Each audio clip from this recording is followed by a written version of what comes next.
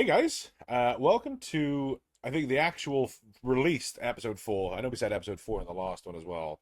So for those of you keeping track at home, this is technically episode 5, but episode 3 the audio was so bad that we were like, we can't do that. Do we count the Christmas box as a full episode, or is that one and a I th half well, episodes? so I don't even think that was really a podcast episode. I think that was specifically reviewing those. Oh, okay. I So, think I think that was more like just a video about the boxes.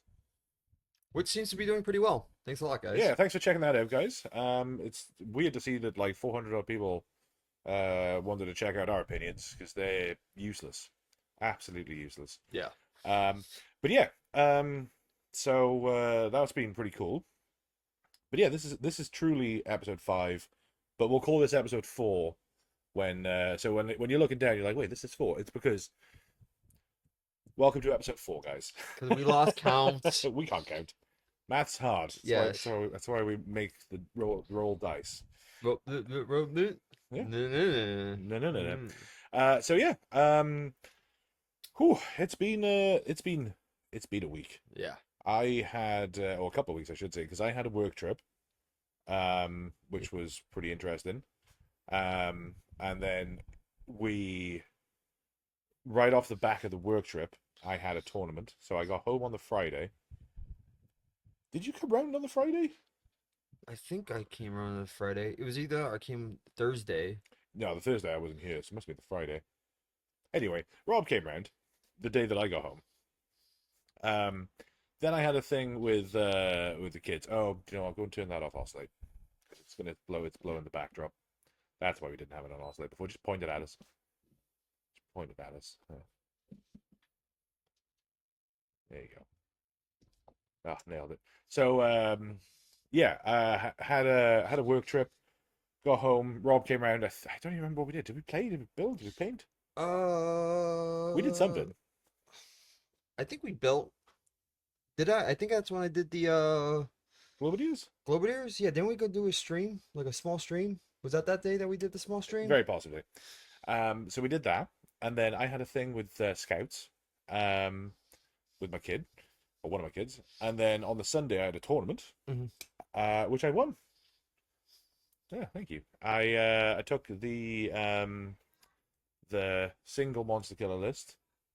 You guys can't see it, but his head's slowly getting bigger Yeah. about it. So like I'm a practice what I preach kind of gamer, where if I say, hey, maybe monster killer should be unique, it'd be kind of hypocritical if I ran 6 units of them. You know what I'm putting down there. So I think he just took two. I took one. That's what I'm Ooh. saying. Single monster killer army list. Ooh, a single monster killer's here. Yeah. Mm-hmm. So and I took Kragnos Oh, yeah. because Kragnos is not meta right now. He's great, but he's not meta. I don't know why he. I mean, I guess he's expensive, but for what he does, it's- he's really good. Yeah, he's expensive and he dies easy. Is his problem. So yeah. Says you. I've never killed him. But yeah. So I went 3-0. I fought Iron Jaws to start with, which was a really good match. I have the scores, but nobody cares about the scores. Iron Jaws was a really good match. Lots of stuff died. Then I played Luminath Realm Lords with the big block of Sentinels. The Sentinels had a bad time when I charged them with my Gut Rippers. Did you make him fight last? No, Oh, that's right, because they shoot, right? So they don't really. You don't Yeah, need no, to make they- them fight last. no, their melee profiles kind of whatever. The Luminath game was really close though, and then I had Fleshy the Cords, which was all Terrorgeists and Zombie Dragons list, Which is terrible in the Kragnos. and yeah, I turned one, killed a Terrorgeist, I think a dragon, like a zombie dragon, and Usharan. Yeah. Well, again, Kragnos' main thing is monster killing, so you run into an army of all Well, monsters. yeah, I don't know if it's his main thing, but he's very good at it. I don't know. A mace with the damage profile 4 Yeah, and -3 rend. I mean, Plus the charge damage too. That went off, and I was pretty salty about it. So I rolled it. It went off, and it went off on like a 6 and a 4, which is still 24 mortal wounds, right? But the dice was like it was on a 6, and then it rolled in super slow mo from a 6 to a 4, and I was like, damn. I really wanted to do 36 mortal wounds. I guess I'll settle for 24. oh, you have to settle for I that. know. Name me one model that can survive 26 mortal wounds. Just one, Ryan. Just name me one. Those rat ogres that you rolled the saves for when you slow rolled them. Oh, okay, I guess. When you took, I think, 20 some odd damage and actually took two. Yeah, I guess that's fair. Yeah, exactly. That's fair. I guess that's Yeah, it's fair. fair. That's Yeah. why you don't want me solo rolling on battle reports. No, I don't want For you slow running the battle report. time editing reasons. Yeah, well, I mean, hey, do you know what? You could do the editing for the dice roll. If you want to slow roll them, you could do the editing for I them. might have to actually. You know what? For my own sake of my models living, I might have to. Yeah, so, I mean, slow rolling doesn't change it, but yes, I get what you mean. But yes. But yeah, so I haven't actually gotten much hobbying done. I did start. So I printed out a bunch of stuff from Make It Epic Basing. Mhm. So I 3D printed a bunch of that stuff on my printer. And I'm rebasing Whoa, whoa. the Cruel Boys. Sorry, go ahead. Be careful what you say there about 3D printing. Games Workshop might sue you. Oh yeah, Garmac getting Oh sued. my Yeah, god. poor guy. I mean, I don't make anything though. I don't have the talent or the creative ability to make anything. So, yeah. But yeah, so making the 3D printed stuff to go on the bases. So that process has started. Um, it's kind of weird how that goes because you have to paint a bunch of stuff. You have to, you know, you have to glue it all on, and you have to spray paint it, or Primate. prime it, whatever. And then do all that kind of stuff. So, and I did some more work on the Hellsmith spaces. So I now have the Infernal Cohort spaces ready for dry brushing. So yeah, not a lot of model painting, but a lot of prepping for the armies. I really would like to get the Cruel Boys fully based. Because I think that they'll look great on new bases, fresh paint jobs and all that kind of stuff. So yeah. How about you? You managed to get any hobby and stuff done this week? Doom Flares. I got 2 more Doom Flares built. Hey, oh, that's right. You got Yeah. them done. Yeah. Yeah. Literally yesterday. In true Rob fashion, what? So and we'll get onto this here in a second. But while we're laying the table to play a game and do some other stuff, Rob is building his minis. So yeah, It made the list. shocking. Nobody Rob was doing it last minute. And just in raw fashion, it didn't help me at all. They died almost instantly. It's curse of the new models. Um, but yeah, no, that's pretty cool. In fact, I should have remembered because the box is still Yep, there. yep, still there. Yep. So Just like raw fashion, forgetting to clean up. yeah, well, hey, that's fine. But yeah, so the most exciting thing I think this week is we actually got set up to do battle reports. Now it's not perfect, but with everything that we learned from doing this, the podcast stuff, we've iterated on it quite a bit, and it actually looks pretty good. So pretty soon here, once we edit it, we will be releasing our very first battle report, and I'm hoping we can do in 1 month we can do 2 episodes of the podcast and 2 episodes of battle report. Yeah, I kind of need a rematch. That battle report went horrible for me. It did. I think that it ended up 76-24. Yeah. We're gonna get into reasons why later in the episode. Yeah. Other than my just poor decision making, but there's some other factors in there that I think don't help the case. True. I definitely think so. I think that it was a mixture of things. How the game plays is certainly one of them, which is unfortunate. But yeah. But yeah, it's been a pretty exciting couple of weeks, I guess. I mean, all in all, I would say pretty productive. Yeah. Getting the battle report thing set up, to be honest with you, I thought it was going to be a lot more tweaking, but the fact that we got it fairly well in one go, Yeah. and man, I think didn't we set up that night and play a We game? did, yeah. So yeah, you got round here at like 7 o'clock. We got everything pretty much hooked in by 8:30, and then And got a full game in. I think we ended at 12:30, which is actually really not bad, all things considered. No. You know. So no, it's gonna be good to do more of those. And I definitely see them as a learning opportunity for us and for the for exploring rules together, because I forget what it was that came up yesterday, where it wasn't covering fire because we talked about that a while Bad ago. D3s. Bad D3s, that's what it was, yeah. Yeah. So the bad D3 mortals thing, and let's talk about it here as well for those of you that don't catch the battle report. So everybody has come up with a term, or collectively the zeitgeist term for the mortal wounds rolls that we have now in this edition, where it's on a 2-up you inflict D3 mortal wounds. So I sort of understand why they changed it, because it used to be roll a dice, on a 3-up you inflict D3 mortal wounds. And that was roll a dice, which is a D6, not a D3, and then roll another dice to do D3 mortal wounds, is what it was in third, right? So, and it always sucked, because you would roll your dice and you'd roll a 6, and that's a 3-up, and then you'd roll your D3, and then you'd roll a 1 or a 2, and you're like, all right, great, cool, thanks. So, but now bad D3 is a 2-up. Now, you would think that that means that when you roll a 2 on your dice, You get a 1 mortal wound damage. correct, but that's not the case, because a 1 and a 2 is a 1, and a 2 and a 3, sorry, a 3 and a 4 is a 2. So it's only when you roll a 3 and a 4 do you inflict mortal wounds. I mean, I guess the problem could be negated if you just have a D3 dice, and Yeah. then when you do whatever triggers on that, you just roll your D3 dice. Yes. Now, which is also fine. I think either is a perfectly valid thing to do.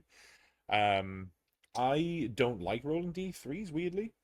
And I don't like having D3s on the table. And I don't have a problem with other people doing it as long as I know it's a D3. Because I remember previously, I actually think it was against Ivan, the same Ivan Joel player. The first time we played at a tournament there, he rolled a dice. I didn't know it was D3, and I just saw a 3, and he's like, "Oh, that's 3 mortal wounds." And I was like, "Oh, isn't it 2? Because it's a 3." He's like, "Oh no, it's a D3." And I'm like, "Oh, okay, cool." And that's where that conversation ended, because I understand what a D3 is. But you know, let's say that you were two salty dogs that have been having a rough time of a match together for some time, or whatever. You know, that could be like another match to the haystack kind of thing.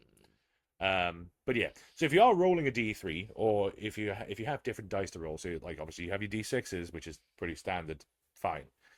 If you're going to be rolling a D3, let your opponent know, be like, "Oh hey, so this is actually a D3 dice." So you know, this is boom, fine, done, whatever. Because I think that it can just avoid a very slight misunderstanding.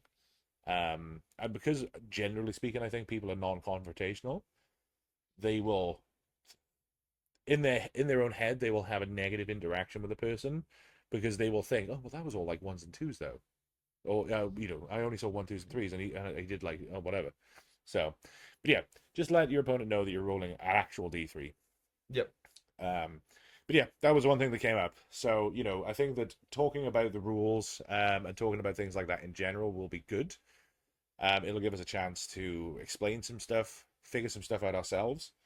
Because again, in that tournament on Sunday, it came up twice. Two different rules. Covering fire, you can't covering fire in combat. Yep. Even with shooting combat, you have to not be in combat for covering fire. And cover itself. So if you have 2 units on obscuring terrain, so in a forest, for example, and neither of them charged that turn, you're both -1 to hit. You're -1 to hit each other. Really? Yeah, because cover, if you are on it or in it, is -1 to hit on attacks, ranged and melee. I didn't even know that. Oh, really? So if I'm in a forest If you're in a forest, and you're fighting me in the forest, it's a -1 just to be hit flat out. yes. We've been playing that here. It just hasn't come up. Huh. But let's say that you have So let's use it. If I put my Doom Flayers like in the forest yesterday, and they fought into your Breaker boss, and I just left them in. So bear in mind, if I charged, it's negated. So the first round of combat, and there wasn't a second round of combat with any of them. If in the first round of combat, because somebody has to have charged, it doesn't. It's gone. Okay, but if they're already like fighting, like they But- both stay in there. But let's say that the Kragnos charges Screech. I don't get a ton of damage off on him, and then you don't get a ton of damage off on me.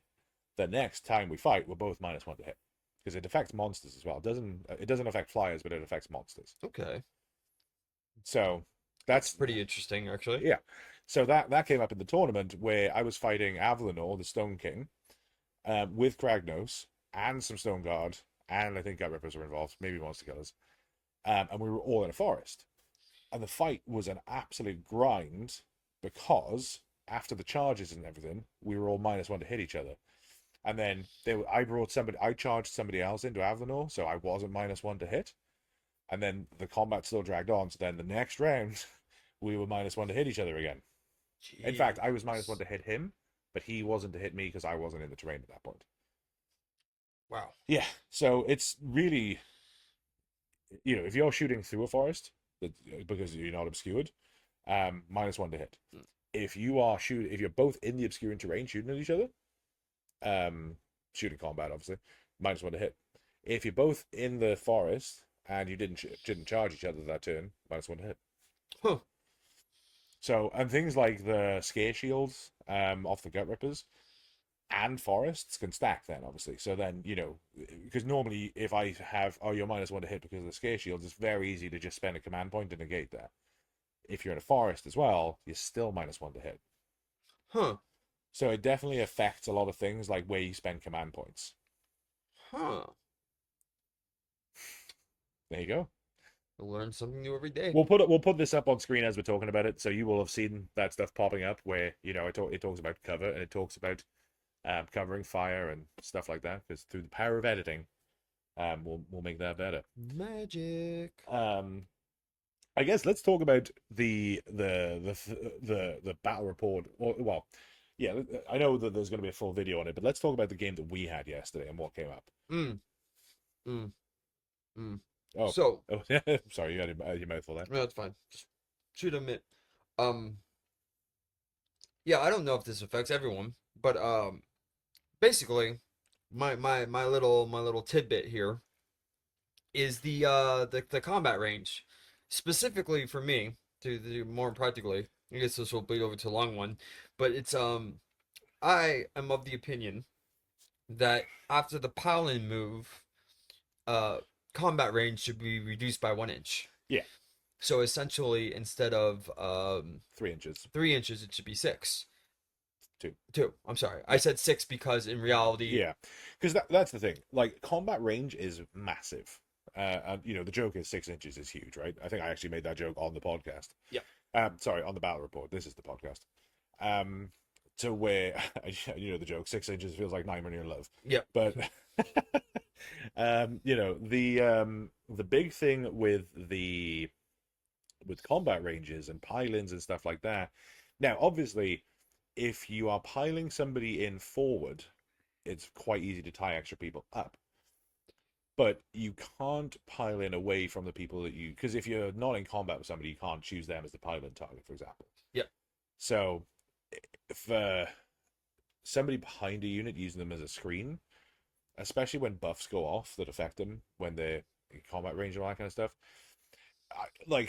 to your point, I definitely see the disadvantage there, because you have, with the clan rats, you have 2 inches basically, right, of space before they within that 3-inch range. Mm-hmm. So you have to be very close. You have to be within 3 inches of the back clan rat, right? Yep. Which means that because of that, you're within less than 2 inches. Yep. To be tied up in combat with whoever's trying to hide. Which the -1 inch would just about save you there. The problem that you have is if there's more than one unit, it doesn't. Because let's say the Kragnos and Scumdrak both charge a unit of clan rats. Kragnos hits them, they vaporize, and then Scumdrak piles in his 3 inches. He's going to move. It's basically 5 inches if you do reduce it, right? So he's already in combat again with the clan rats, because you have a 2-inch for the bases, Mm-hmm. and he was touching them. Yep. And then he moves 3 inches, which puts him an inch. Puts him an inch past. So, I don't know what the answer is. Combat range feels long. Yeah. Yeah. Because if you set up 2 clan rats 2.99 inches apart, they look really far apart. Yeah. And somehow they're in combat. Yep. I think as just primarily as a Skaven player, it feels a little bit. It feels bad for me in particular for things like weapons team, which to get the special weapon team effect, I have to be within combat range. Yes. So essentially, what the game is telling me to do is put them behind your screen. Yeah. Now, But essentially, yeah. once they get charged with that, uh, then most of my weapons teams gets put into combat and they can't be shot. It just depends on it's a positioning thing. Yeah. And like when I say this, I'm not saying skill issue, but I mean, it kind of is a skill issue. yeah, It's just a little. I feel like it feels bad because I'm not. I've been playing for a little bit. I've been playing games, but to me, it's I'm not having been a long time tabletop mm, wargaming experience. So for a lot of new people, I feel like it's a more of a feels bad because it's hard to gauge yeah, exactly what 3 inches in, and a lot of people aren't. It's really hard to figure out. Hey, I should actually be 6 back yeah, instead of 3 back. right, right. You know what I mean? So one of the because this actually came up in my game against Lumineth on Sunday too. The Lumineth player, who's a fantastic player, Horatio, if you're listening to this, you're great. Um, but yeah, if so, it came up with him where I charged Kragnos into the Soul Screen bridge, which he had up as a screen. And then I was able to pile in on the Soul Screen bridge and pull in his Alrith Stone Guard. Mm, Now, it was by, an eighth of an inch, probably, maybe even less, that I was able to pull him into combat. Um, and because of that, I basically dunked a unit of Alrith. I think there was one or two guys left. yeah. And then, because it's Kragnos, I was then able to move out of the way. I powered through at the end of the turn so that I didn't just have to stand there. Yep. Um, and then that's when he went over into the terrain and stood there and fought. But it's the same problem that you have with the weapons team in effect, right?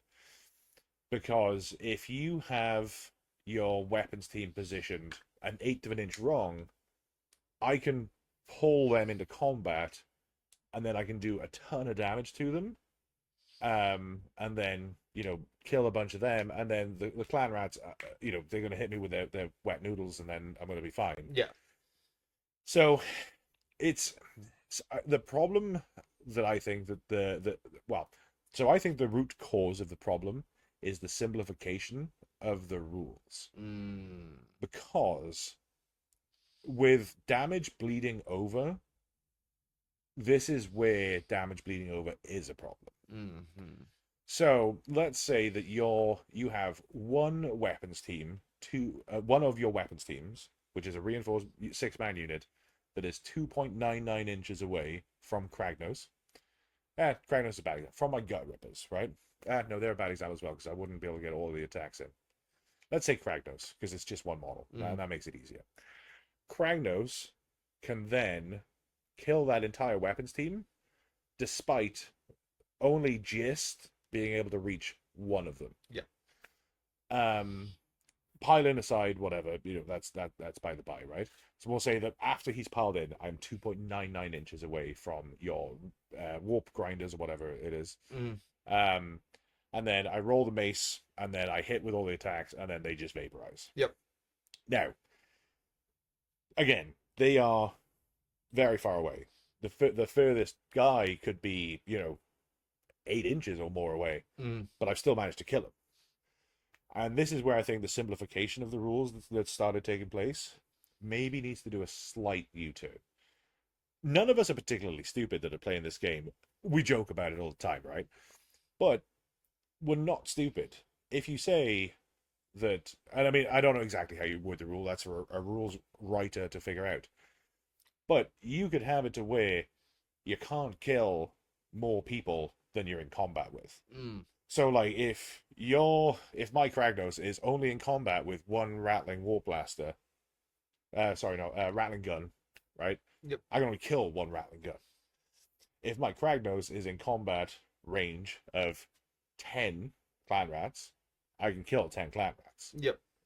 That one's maybe a bit more weird because then there's a bit more of an interplay in the dynamics of, well, in that case, piling in is a positive and a negative, because if I pile in, I can pull more in, but if I wait for you to pile in first, Hmm. then you have to, there's more of you in combat. So Yeah, it, I mean, I not to cut you no, off, no, but no, I from playing from 40K and Age of Sigmar, I do like the damage bleeding over most of the time. yes, Um, it is less annoying than saying, "Hey, I only threw out 3 attacks and I can only kill three models." and I did, Um, and I did 30 damage. yeah, Right. yeah. So it's I would, I mean, if you ask me right here and now, I would prefer that wounds bleed over, but I can see how it can also be a negative I, too. I think that there are occasions where it doesn't make sense, like in that example I just talked about. Hmm. Now, is that an edge case? Probably, but I think it's less of an edge case. I think it comes up more often than people would think. Yes, yes. Um, because those Allarith Stone Guard, for example, that I fought, right? Taking it away from the Skaven, the Allarith Stone Guard that I fought, and killed most of them, being just right there. I was only in combat range of one of them. Yeah. The eighth or ninth guy that I killed, that was 5, 6, 7, 8 inches away, I was nowhere near. Maybe they could do something fun, like if you're outside of all models that are outside the combat range can get an award, like a 5-up I don't know. award. Yeah, maybe. That way you can still technically do damage bleed over, but the guy, at least you have a Yeah, chance to not wipe a whole unit, you know? yeah. I don't know how I feel about that one. I'd have to think more about that, because then you've got, because and I guess the game designer's brief is make it fun, make it fast, right? Yep. And okay, so this guy dies. So okay, I gotta roll my saves. All right, well let me roll. Okay, this guy died. All right, now let me roll the next one. All right, well he dies. Let me roll a ward save. Okay, he died. And then, you know what I mean? I think that there would be too much bookkeeping for that, Mm, because like I'm sure if you watch a 40K battle report or play 40K, then if you hit somebody with a higher than three or higher damage weapon with in multi-shot into a 2 wound unit, it's a fucking nightmare, right? yeah. Because you've then got to roll 2 dice and a different dice and if they've got an invul or a feel no pain, it's just a disaster. Yeah. It takes forever, especially if it's like a 10, 20 man unit, whatever. Yep. You're there. We're not even including if it's a hero attached to that unit too, because Exactly. then you burn through the bodyguard, and then you have a completely different save and wound Right, profile exactly. that you got to get into. So, you're there for, several minutes of real time rolling the saving throws for one unit, and you're like, all right, cool, 2 of them died, I guess.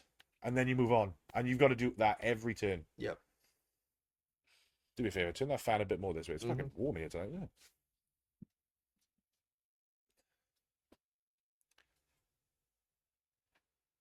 Like put it over next to the red fan and then face it towards us. Bit more. Like, yeah, that's fine.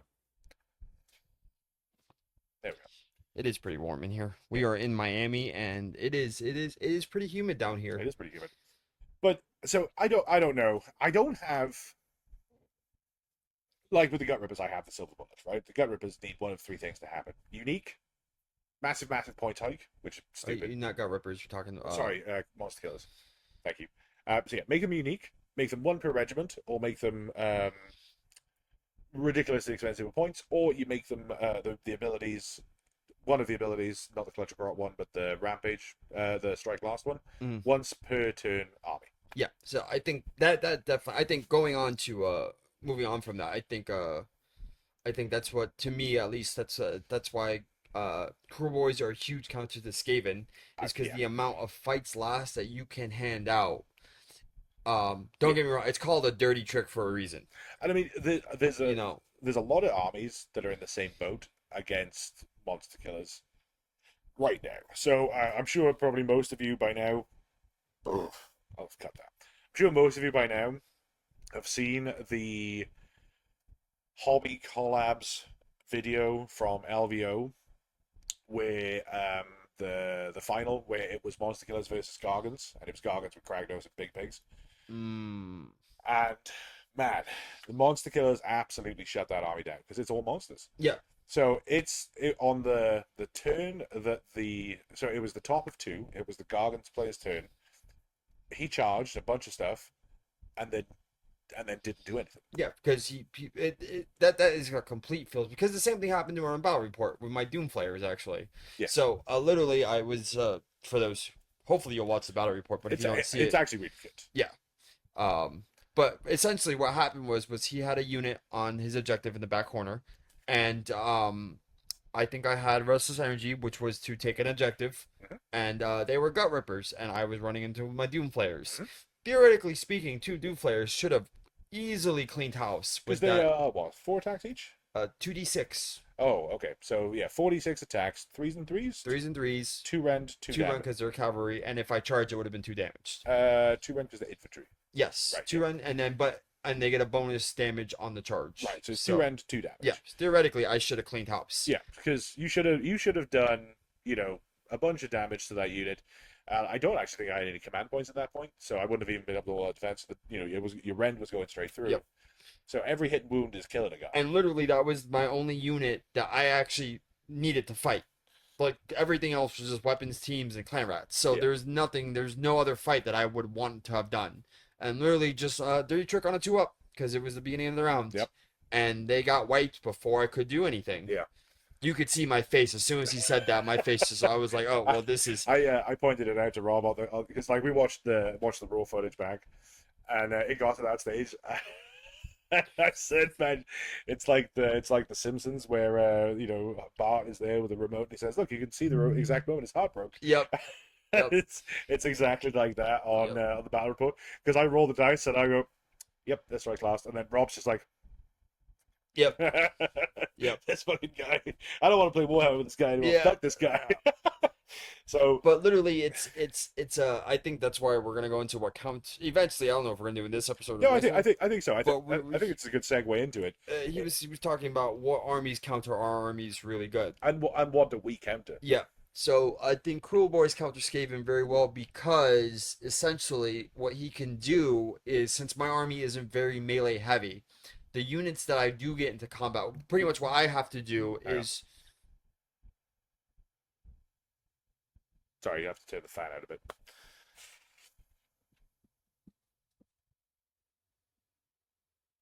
That's fine. Also, you're talking loud. Oh.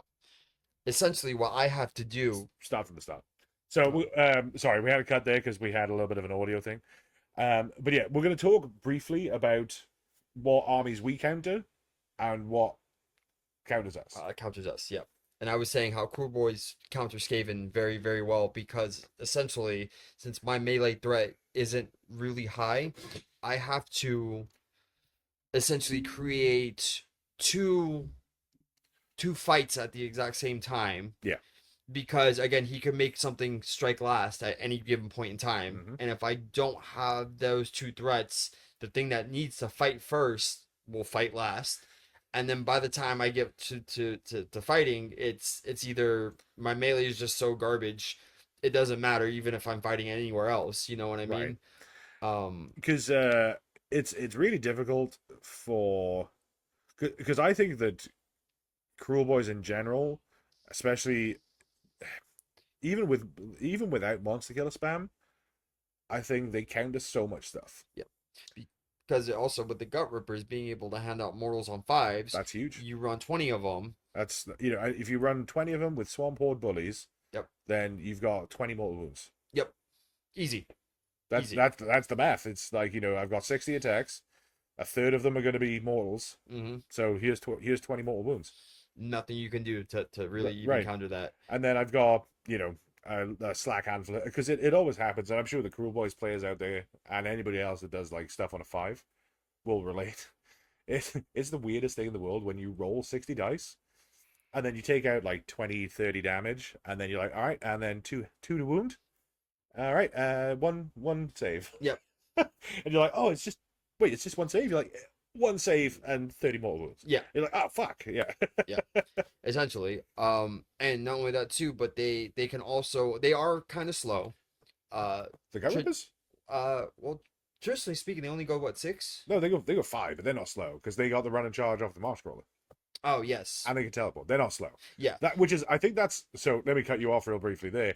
I think that's a common misconception with Cruel Boys is that people think that they're slow, which is one of the often cited reasons for why they need cavalry because they don't have mobility. I think that's just wrong. Well, yeah, I was gonna say they're not with the ability to. Well, you essentially you can do what Skaven does with your movement tricks with the teleportation.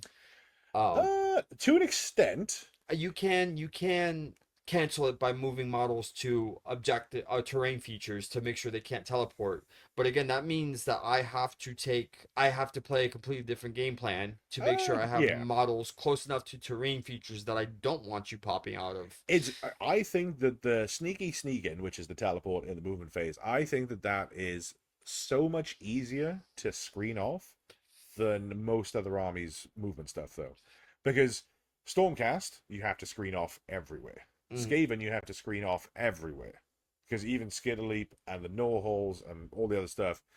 But Cruel Boys you just have to have somebody sort of near terrain.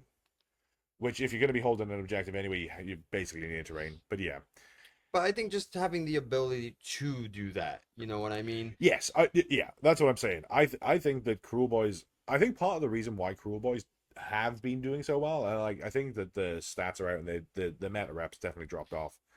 But part of the reason I think that Cruel Boys have been doing so well is because they're a misunderstood army.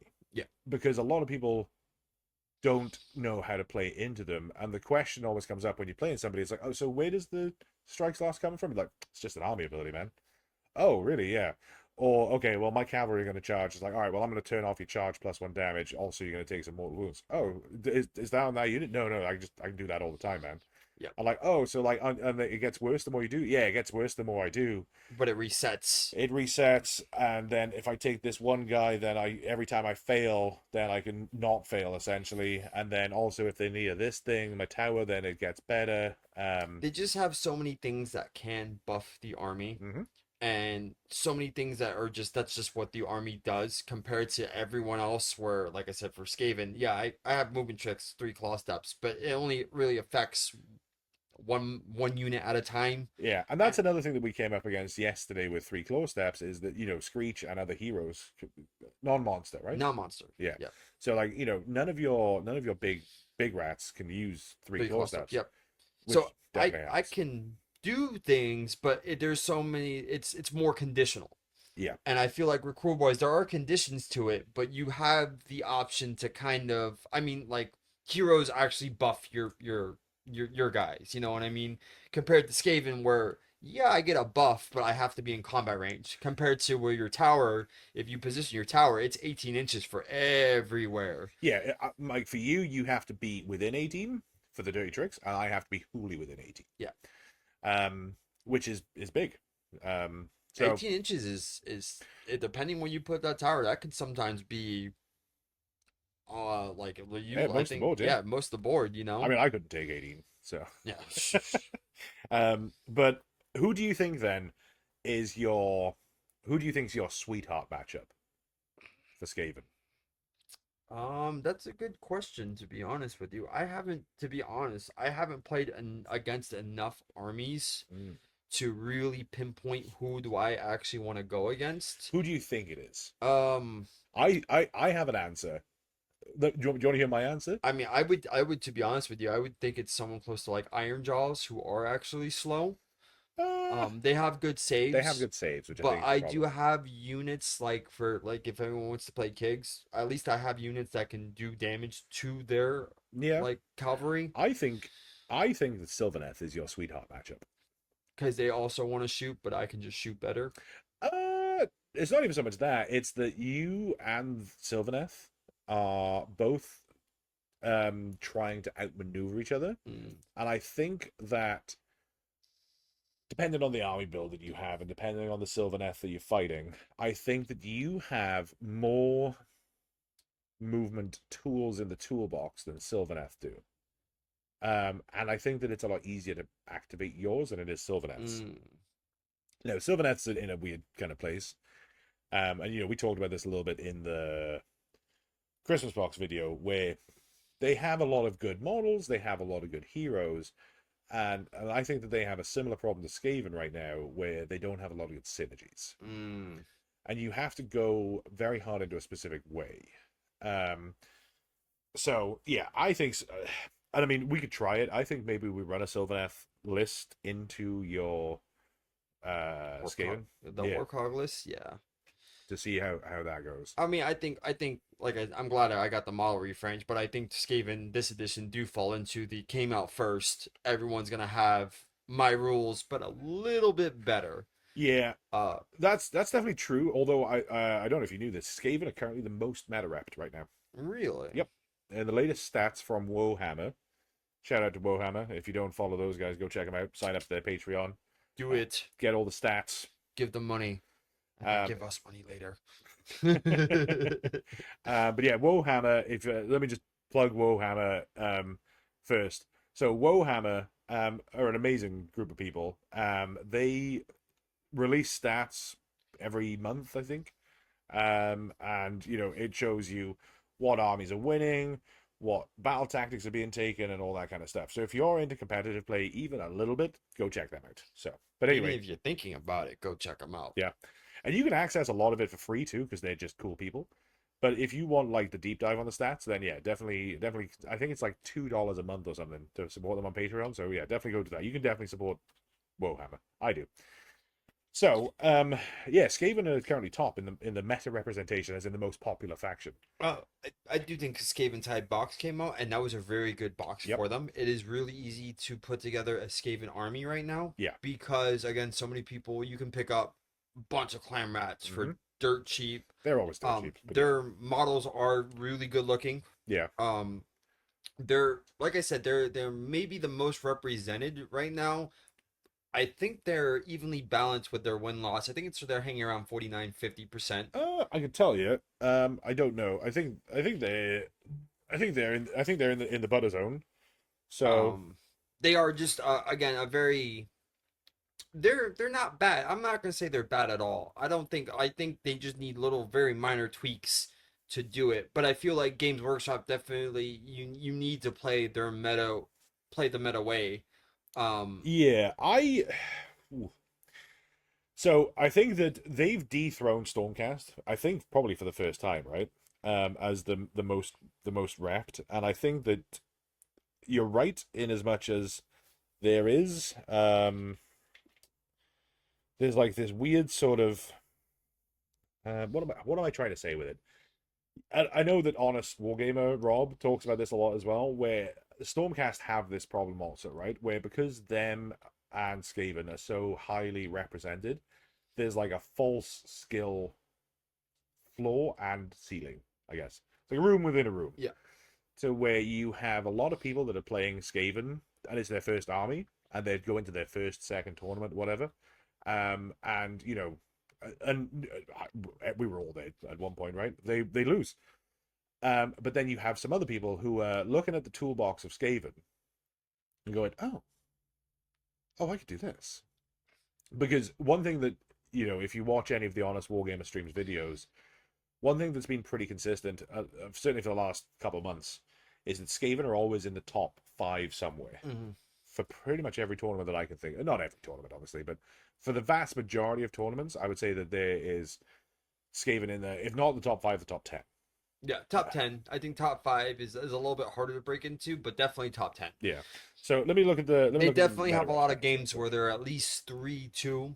Yeah. So they've definitely got a not a positive whole lot growth. of 5-0. I've seen them, but they're every time I see a 5-0, they're not 5. I mean, like 1-2 guys are 5-0, but a lot 4-1s, a lot of 3-2s. So here we go. Skaven currently have a 40% positive win rate at GTs. 40%. Yep. That's actually not the butter zone, to be honest with No, you. that's below the butter zone. So people below Skaven, you have Slanesh, Nurgle, Seraphon, of course, Sons of Bahamut, Slaves, Cruel Boys down to 33%. Blades of Corn at 31%, and then Ogre More Tribes down at 20. But again, what you were saying is Skaven at 40%, there's a good chance that there's a lot of people that's their first army that they're playing into. And again, Skaven's problem is not that they're bad, it's you get punished hard for making small mistakes. Yes, I think that So I think this is true of all tournament play. I think, right, where if you are playing in a tournament, your small mistakes, like the eighth of an inch with Kragnos into the Alarith Stone Guard, stuff like that in a tournament. Now that is if you're in, you're in. If you're out, you're out. Right. If you make the charge, you make the charge. If you don't make the charge, you don't make the charge. If you're within three after you pile in, you're within three after you pile in. That's a skill issue for everybody, right? Because you can think the whole thing through, and I've done this myself millions of times where I'm like, oh, is he in combat now? Oh man, I was gonna go on that. Oh well, all right, well, I guess we're fighting now. You know what I mean? Mm-hmm. And then I'll tie myself up to where I can't pile in, the way I wanted to go, or they'll pile in, and block me from piling in a different way because you did that yesterday with some Globadiers, I want to say, and then they died. No, it was the storm vermin, I think. No, no, it No, was the globe. yeah, no, the Stone Vermin were dead by that point. Yeah, yeah, I guess it was the Globadiers. Yeah. Yep. But yeah, so that is a very difficult thing to balance with yourself. Yeah. Is your movement stuff. But yeah, I think I'm probably wrong. Let me know in the comments what you think. I think your sweetheart pairing is Sylvaneth. Mm. I would need to play against him to do that. I don't think I've ever played against tree people. Uh, I Like don't, me personally, never played yeah. against them. Okay. Never had We'll, a uh, opportunity to. we'll get them on the table. I'll get mine. We'll probably I won't wonder film that why one. Crew Boys at 33% now. So this is Maybe a misunderstood like how they play. So no, what I think it is, so I think it's a combination of things. I think that what you have is, and I'm not tooting my own horn, but I've been playing Cruel Boys non-stop for like 3 months now, 4 months maybe, and I played them a bunch in third as well, right? And I mean, I've played them whatever. That's by the by. I've played a ton of matches with Cruel Boys the last few months. And it's been the only army that I played, bar 2 games with Stormcast, and that was just like throwing together whatever's. Mm. So I've got a really good handle on that army. Now, Dave, the new collector, or Dave, the guy that doesn't have a Cruel Boys army, that keeps seeing Cruel Boys this, Cruel Boys there, that just picked up the army, is now trying to run it, and then doesn't fully understand the dynamics of it. And at the same time, all the guys that were running it previously that beat Dave to the punch are moving away to a different army because they perceive a nerf, is what I think. So because it's sort of weird, right? Where Because the nerf didn't hit you. I mean, you lost like what, a oh model? the nerf hit real hard. So most lists went up by around 150 points Okay. or more. Mine went up by 160. That's a huge increase. For me, that's just a Clan Rats unit. No, but that's what I'm saying. Yeah. Like, imagine your list went up by exactly enough that you just took a clan rat unit out, so you're that much worse. And then and it's probably even worse than that because all of your enhancements cost points, your faction terrain cost points, your sub faction ability cost points, your faction terrain, everything. So I've got to pay 20 points for my faction terrain. Mm-hmm. I got to pay what is it, 10, 20, or 30 points for Swamp Horde Bullies. Mm-hmm. I got to pay 10 points for the only good enhancement that I have. Mm-hmm. I got to pay 10 or 20 points for the only good heroic trait that I have. Mm-hmm. So before I've even, I haven't put a model in my list, And it's already yet, 120 points. and it's like 80 points. Yeah, I can see that.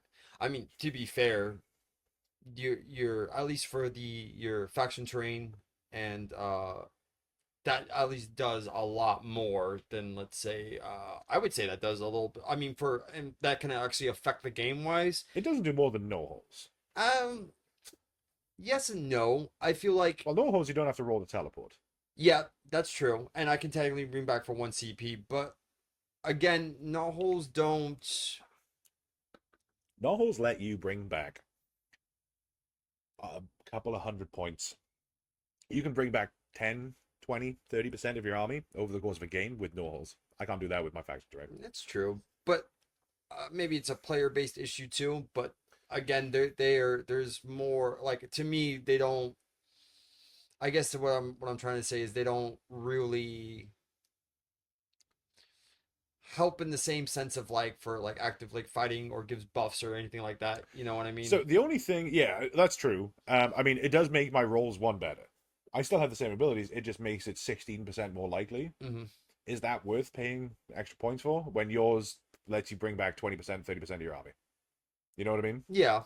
Like you could bring back, let's say you have, and I know you don't, but let's say you're running 3 units of reinforced clan rats, right? Hmm. For 3 command points, you get 450 points. That's 25, almost 25% of your army. That's true, but again, with the way that command point economy goes too, I can very easily have to spend all 5 of my command points before I even hit my to bring back the models. You True. know, I mean, between like let's say if I want to do like I don't bring the Arch Warlock, so covering fire, which is something I would definitely want to do. yeah, Redeploy is something Skaven really, really kind of need to do half the time if you're, yeah. you know, all out defense, rally, you know what I mean? Like So, I well, I mean, rally, I would say you don't use ever because you can spend 1 command point to definitely bring 10. yeah, but let's say, you know, for like for my heroes, you know, I probably don't utilize rally enough on my heroes. No, that's true. I mean, before we get too bogged down in the weeds on that, I mean, there is definitely balance issue, and I think the cool boys got hit in a weird way. Yeah. Um, I'm not saying that they deserve those. I'm just saying like yeah, I can kind of see I can kind of see why they tried to do it like that. You right. know, not saying it should have been done like that, but I can see how like playing against it sometimes it feels like The problem was monster killer spam yeah, before, right? Where everybody was handing out strikes lost on every monster all the time forever. yeah, That hasn't gone away. yeah. That's still the problem. Yeah, so essentially what they should have done is exactly what you said and take away all Well, make it once per turn army because then you still run 2 units of monster yeah. killers because then you have one doing it one turn. That's just so weird how they don't do I mean everyone else has to Well, deal with that. I, Like I mean, it's because they've sold a ton of monster killers. yeah. But so moving on from that anyway. My sweetheart, specifically mine, not even Cruel Boys, because obviously Gargants is like the monster killer spam. That's the sweetheart pairing Hmm. for me. Um, but for my sweetheart pairing for my list, I think is somebody with no shooting, and somebody that wants to fight. So I think it's Corn. I can Weird. see that. So weirdly, because all I want to do is get into combat Yeah. with 2 of my guys into one of their guys. I want to make them strikes last, and I want to activate Swarm Point Bullies, and I want to have venom encrusted weapons on my gun rippers. Yeah. So let's say because I know one of the lists floating around right now is like 60 Blood Warriors, 30 or 40 Blood Reavers, and like a couple of heroes. Hmm. If I fought there, I would have a great time. Yeah, because they're going to be actively trying to engage in you anyway. Yeah. They're not going to be pulling back, and they're going to probably be a little bit more aggressive. Right. So they're not going to realize it, but essentially they can do half the work for you. Right. Where you get 2 guys into one, and then Exactly. you're like, hey, guess what? That Swamp Point Bullies. Yeah. And then I'm gonna make you strikes last, and guess what? I'm gonna hand you 30 mortal wounds. Exactly. Because That's the thing, right? That's because Blood Warriors are a 3-up save, 2 wounds apiece, and blah blah blah. And then if I'm handing out 20, 30 mortal wounds to a unit of Blood Warriors, and then I'm hitting them with Kragnos or whatever else I'm hitting them with, maybe it's 2 units of Gut Rippers, whatever, it doesn't really matter. But if I'm dropping a ton of that unit out, and then I think, don't quote me, I think they're 3s and 4s, so I'm making them 4s and 4s because of the -1 to hit, plus I can put +1 to save, and I got all out defense, and there's a lot of buttons that I can dial and press to make that fight heavily in my favor, and then the next turn just move on to the next unit. Yeah.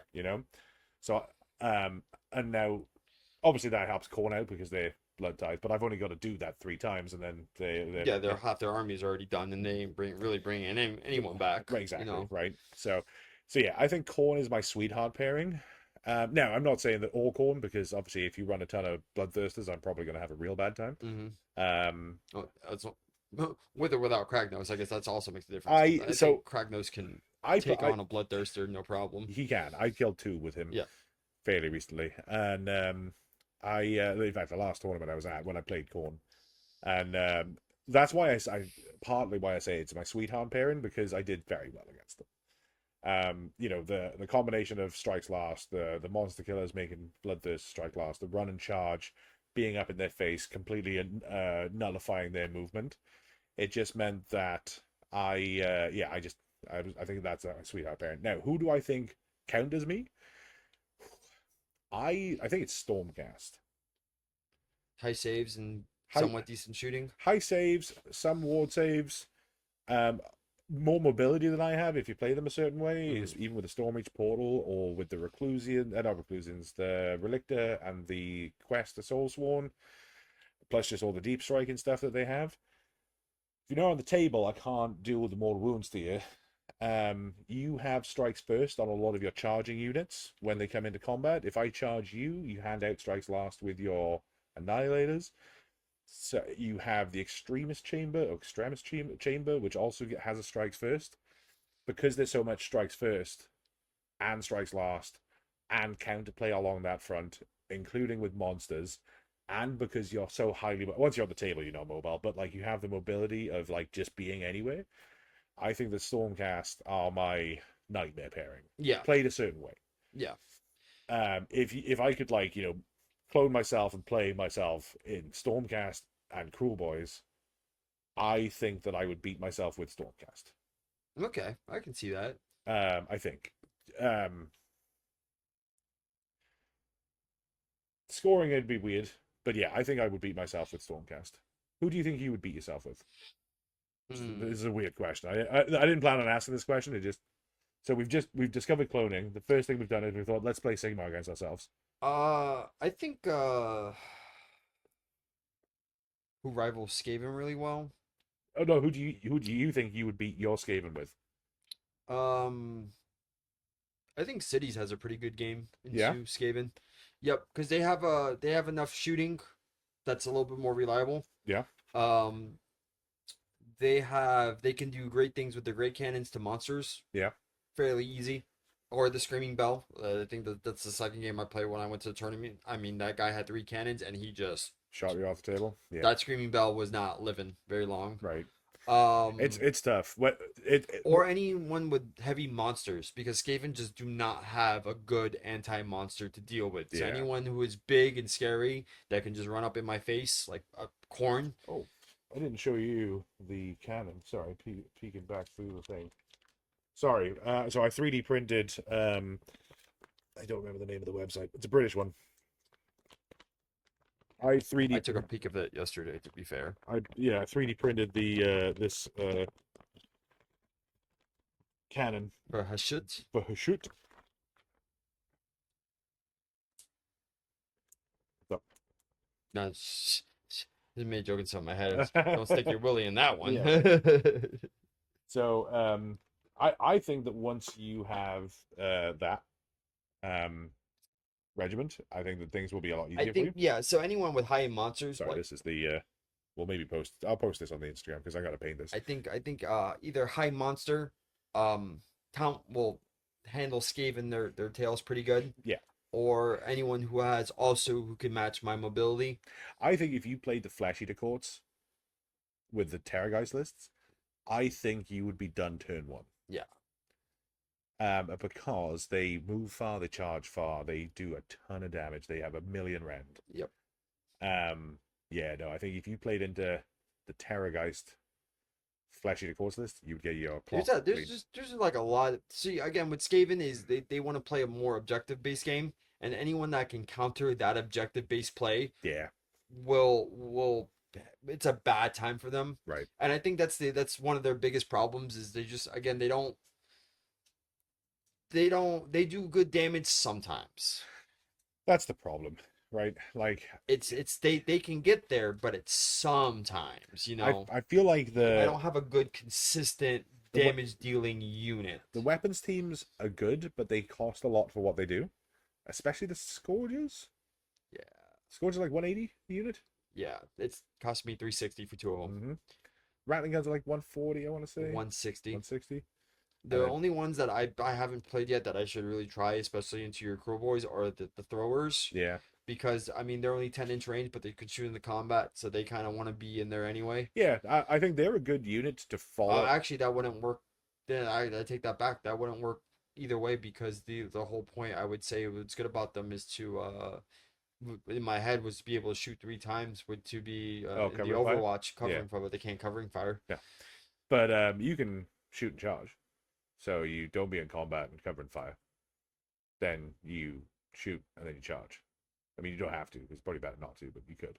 Yeah. You can still do it. They just don't add anything in combat. I think they would be a little bit better because they have 2 rends, so it just completely makes you go onto your Yeah, that goes through. yeah. So So that's why they would probably be good. But again, 10 inches and you know, yeah, and then again, they don't. They're just the heroes don't synergize very well. that's the problem. Which is sort of why I think the Jezzails can be good, but there's just that unreliability and that hitting on threes even with an all-out attack. Yeah, it's rough. It's yeah. Again, if they got the ability to hit on threes if they don't move, and then an all-out attack, that would be at least I would have one reliable unit that I can Yeah, safely say, hey, this is my good range reliable unit. yeah. But yeah, okay. I think that's. I don't even know how long we've been going, so let me look. Keep on talking, keep on talking. That was bang on an hour, so we'll go a little bit longer. So one of the big things I think, um, that you'll find the more different armies you've played into is you'll be more confident dealing with different threats. Yeah. Because I think that, and this is definitely a conversation that deserves its own episode. And it's next time on Grot Dragon and Ball Rat. Z.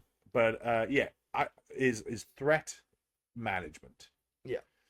So like you want to be able to look at the table and be like, all right, who do I got to fight first? How am I gonna mitigate the thing that they do? So going back to that game that I played against Lumineth on Sunday, the Sentinels will, if left unchecked, absolutely destroy my army. Right? I mean, real bad. But there's only so much board you can play on, right? And I go pretty fast with run and charge and 3d6. Sorry, yeah, run and charge and 3d6 move. Sorry, 3d6 charge. So that's a lot. And I was like, I need to not have those guys shooting at Kragnos, or he's gonna just go away. And they did shoot at Kragnos, but the -1 to hit from the cover, which was super useful, and a few other bits and pieces that meant that all out defense, the +1 to save, and blah blah blah. Right. But I got my unit into the Sentinels, and I dealt with them. But if I hadn't, if I'd not managed that threat, he would have shot most of my army off the table. Well, we'll go into like what we're talking about in our battle report, where you're like, are you sure you absolutely want to move? In my head, the reason why I did want to move was because it's the threat of if I don't move and you double turn me, you will end up doing the exact same thing that I was trying to prevent, which is alpha pin me, tie my guys up in combat. Right. You know what I mean? Because that's the way I play Cruel Boys 100% of the time without any sort of. So I don't think about my army. Yeah. I run forward and I get into combat. That's it. I do two things. Yeah. I run and I charge, and I maybe do a little bit of shooting with the one unit of Bolt Boys I have. Right. My whole game is getting as many of your models off the table as I can early, and then using my dirty tricks to go and score some stuff after that. Yeah. And that's been a pretty successful way of playing. When we went to Warpfire, I went 3-2. I've won the last two single day tournaments I went to, and that worked out pretty good. Yeah. Um, Because specifically when I play against you, you're like threat management, and essentially the whole thing is a threat to me. You know what I mean?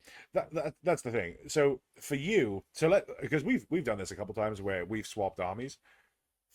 For me, if I was running your Skaven list, the first thing I'm going to try and kill, very first thing, because Kragnos is quite tough. I mean, the Marsh Crawler is quite tough also, is the Marsh Crawler.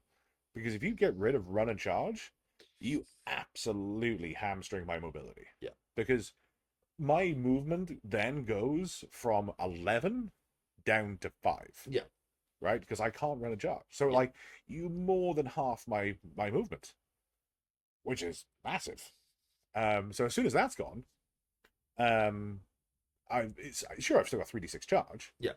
but I can't run a charge, so Yeah. I'm gonna move 5 and then 3d6, and it's a lot more scary when somebody's going 11 and charging 3d6 than when they're going 5 and charging I guess that's 3d6. true. I guess I should really well, that's gonna go into the next episode of why it's good to play different armies too, is so you can learn what essentially what each model does and Yeah, what you're actually looking out for. right, Because there's a lot of armies where I'll play where I'll look at the table and some models look absolutely scary and they're not the one I should be targeting.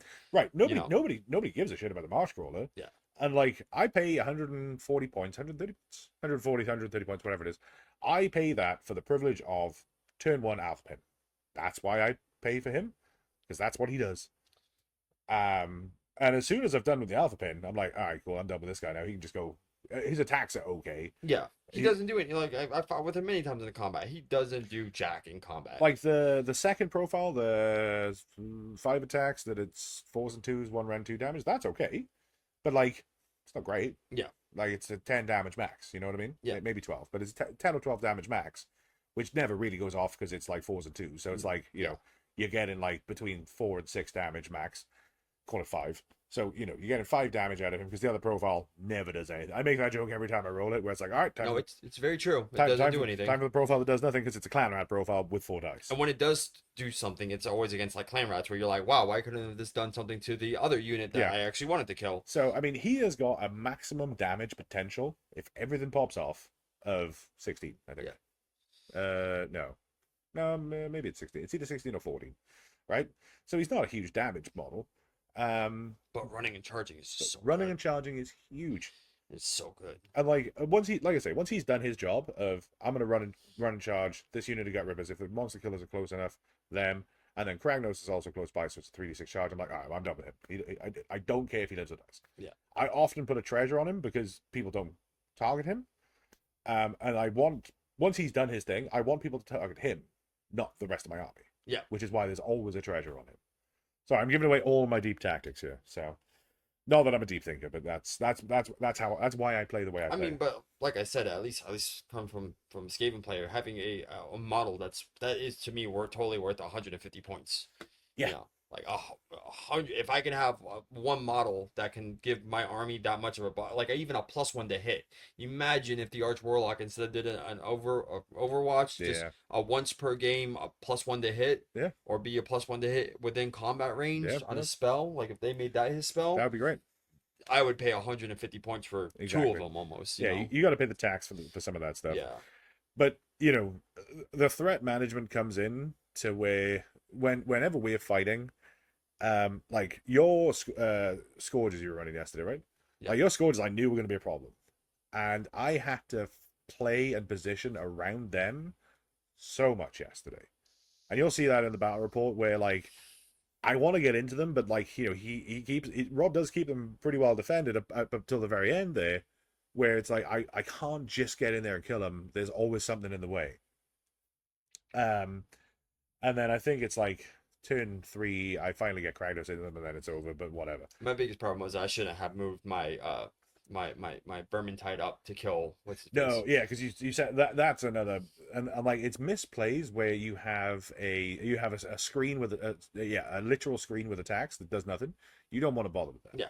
Yeah, I should just learn them. Oh, but that's how you learn. Again, Yeah, that's one of the- literally how you learn. Yeah, one of the things I think it would be good for you to look at is, instead of running your end of spells, is running whichever one it is that comes with the Soul Scream Bridge, because it's like the Soul Scream Bridge, the Lightning Pyramids, whatever they're called, and something else. We'll Because do that in the next battle report because you got them. Mhm. The only reason why I was running mine is because I just didn't have any Yeah. other endless spells. I have all the That's what I'm universals. saying. Next time I Yeah. can totally do that. Because the bridge is an amazing screen. Yeah. Because the base size is ridiculously big. And that's what the Lumineth player Horatio that I was playing on Sunday, that's what he was using it as. He just unfortunately had it positioned just a hair too close to Well, his the guys. bridge, the shackles, I think would actually be good into your army too. I mean, I know you say they don't do much, but still, Right. shackle anything to something. slow you down, Right. you know. And then the other one that turns off, was it the ward or flying? I don't. Yeah, I think it's flying. I think that's what the pyramids do, right? Yeah, maybe it's flying. That one would be good in the Bone Reapers, but again, just another. Well, if they don't move, I guess you don't really have to ignore. You can ignore their. Right. You don't have to be able to outside of 6, but But yeah, anything to slow you down and just space out. I mean, the bridge could also be good too, because then I can move models. It amongst itself is another teleport too. Yeah, so you get the Soul Screen Bridge, you get the Shards of Valgar, you get Launch on the Soul Seeker, which I think, is he still good? I don't even know. Pick a friendly wizard hero, infantry wizard hero, within 3. Then this manifestation can move a distance up to its move characteristic. It can pass through models during that move, but cannot end the move in combat. Then remove the target from the battlefield and send them up again. Huh. Oh, so this one actually can let you move in the movement phase, I guess. I need to look at that because if you cast that one, I don't think you can move, but because it's specifically a movement ability, I think you can. So that's one of the few that does that. And then you got the Horrorghast, which actually isn't terrible because that's got a ranged attack, right? Which is pick an enemy unit that was targeted by this manifestation's attack, and then they can't use commands. So you get which is great. Yeah. Do you dirty tricks count as commands? Nope. Okay. So it's a good question to ask. You never know. Yeah. But yeah, so if you're using the Forbidden Power, you gotta spend 20 points on it. But the Soul Screen Bridge is so friggin' big that if you can cast that in front of your stuff that you want to shoot, yeah, Does it count as cover too? No. No, so I can shoot through it without a -1. Because it's not terrain; it's just a manifestation. So, but yeah, I think that would be pretty neat. But like I say, I have them all through there, including Launch on if you want to use him. We're gonna try it next time. There you go. Next time on Dragon Ball Z. Gives you guys a reason to come back and watch. Yeah. See if I do any better. Because I think that's one of the biggest things. We talked about it earlier, and like 6 inches does feel huge. Yeah. With combat range. Oh yeah. And other things, but yeah, the the 6-inch combat range is massive because it is 6 inches in truth, right? Every unit has got a 3-inch bubble around it, and you just have to get your bubble to touch their bubble by a little bit. Just a little bit. If you're in, you're in. And the problem is for Skaven specifically, if you have your weapons team in combat, they can't shoot, and then you have to spend a turn retreating them.